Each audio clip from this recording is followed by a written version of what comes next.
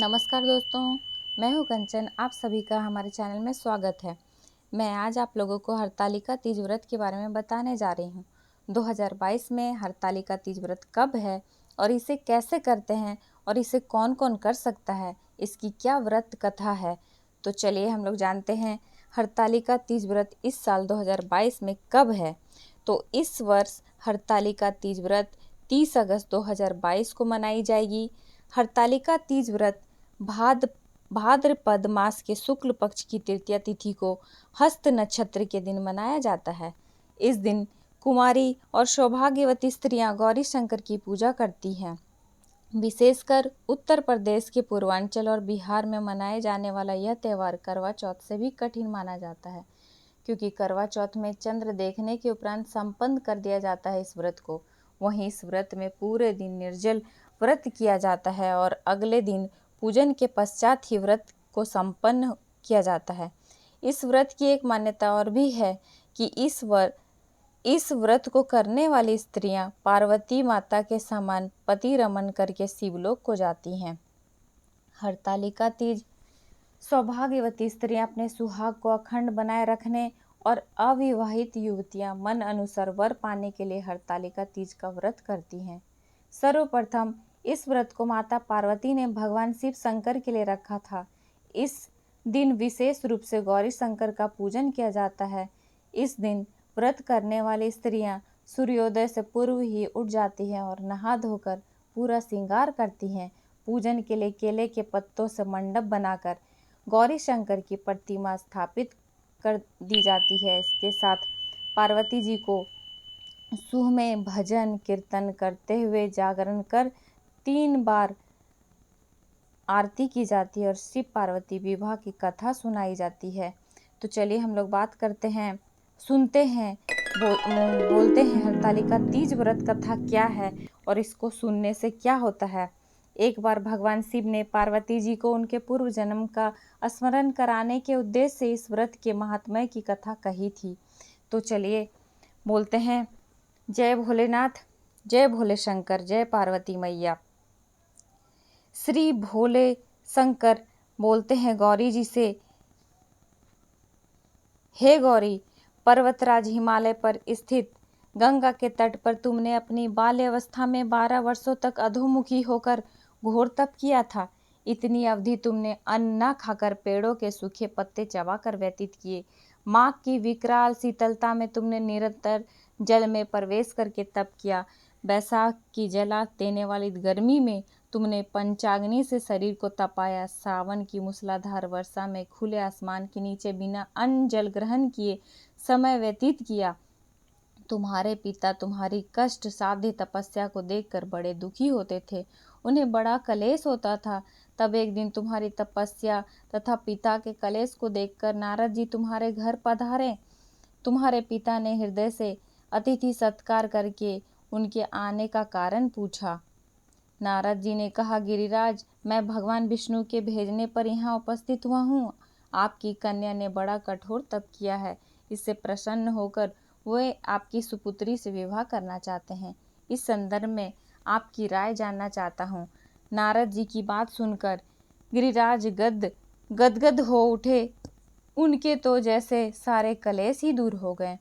प्रसन्नचित होकर वो बोले, श्रीमान, यदि स्वयं विष्णु मेरी कन्या का वरण करना चाहते हैं तो भला मुझे क्या आपत्ति हो सकती है। वे तो साक्षात ब्रह्म हैं। हे महर्षि, यह तो हर पिता की इच्छा होती है कि उसकी पुत्री सुख संपदा से युक्त पति के घर की लक्ष्मी बने। पिता की सार्थकता इसी में है कि पति के घर जाकर उसकी पुत्री पिता के घर से अधिक सुखी रहे। तुम्हारे पिता की स्वीकृति पाकर नारद जी विष्णु के पास गए और उनसे तुम्हारे ब्याह के निश्चित होने का समाचार सुनाया। मगर इस विवाह संबंध की बात जब तुम्हारे कानों में पड़ी तो तुम्हारे दुख का ठिकाना ना रहा। तुम्हारी एक सखी ने तुम्हारी इस मानसिक दशा को समझ लिया और उसने तुमसे यह विक्षिप्तता का कारण जानना चाहा। तब तुमने बताया, मैंने सच्चे हृदय से भगवान शिव शंकर का वर्णन किया है, किंतु मेरे पिता ने मेरा विवाह विष्णु जी से निश्चित कर दिया है। मैं विचित्र धर्म संकट में हूँ, अब क्या करूँ। प्राण छोड़ देने के अतिरिक्त अब कोई भी उपाय शेष नहीं बचा है। तुम्हारी सखी बड़ी ही समझदार और सूझबूझ वाली थी। उसने कहा, सखी, प्राण त्यागने का इसमें कारण ही क्या है? संकट के मौके पर धैर्य से काम लेना चाहिए। नारी के जीवन की सार्थकता इसी में है कि पति रूप में हृदय से जिसे एक बार स्वीकार कर लिया, जीवन पर्यंत उसी से निर्वाह करें। सच्ची आस्था और एक निष्ठा के समक्ष तो ईश्वर को भी समर्पण करना पड़ता है। मैं तुम्हें घनघोर जंगल में ले चलती हूँ, जो साधना स्थली भी हो और जहाँ तुम्हारे पिता खोज भी ना पाए। वहाँ तुम साधना में लीन हो जाना। मुझे विश्वास है कि ईश्वर अवश्य ही तुम्हारी सहायता करेंगे। तुमने ऐसा ही किया। तुम्हारे पिता तुम्हें घर पर ना पाकर बड़े दुखी तथा चिंतित हुए। वे सोचने लगे कि तुम जाने कहाँ चली गई। मैं विष्णु जी से उसका विवाह करने का प्रण कर चुका हूँ।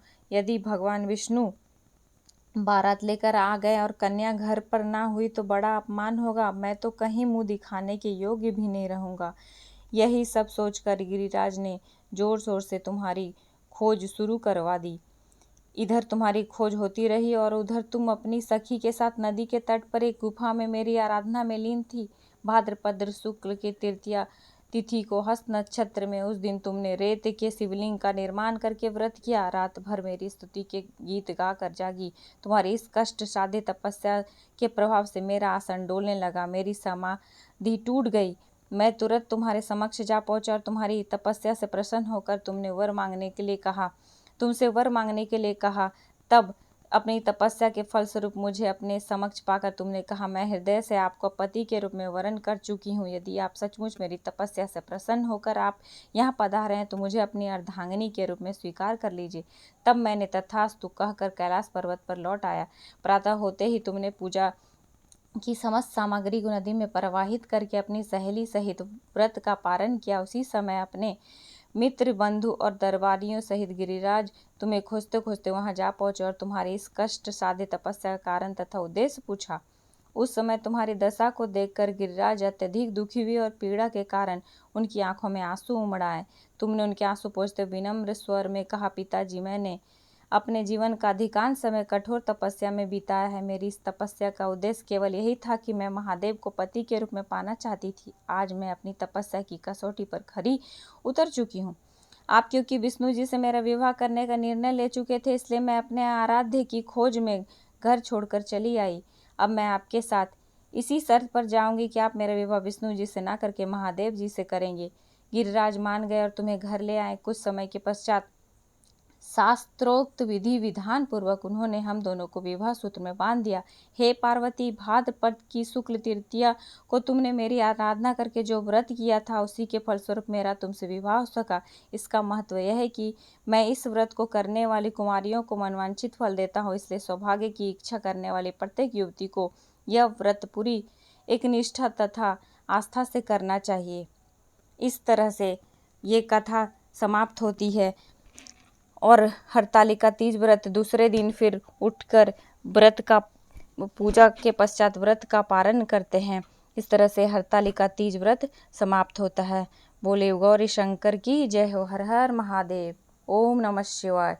दोस्तों, अगर आपको ये कथा पसंद आई हो, आपका ये व्रत करने का विधि पसंद आया हो, तो आप हमारे चैनल को सब्सक्राइब करें, लाइक करें, शेयर करें, कमेंट करें। धन्यवाद। राधे राधे।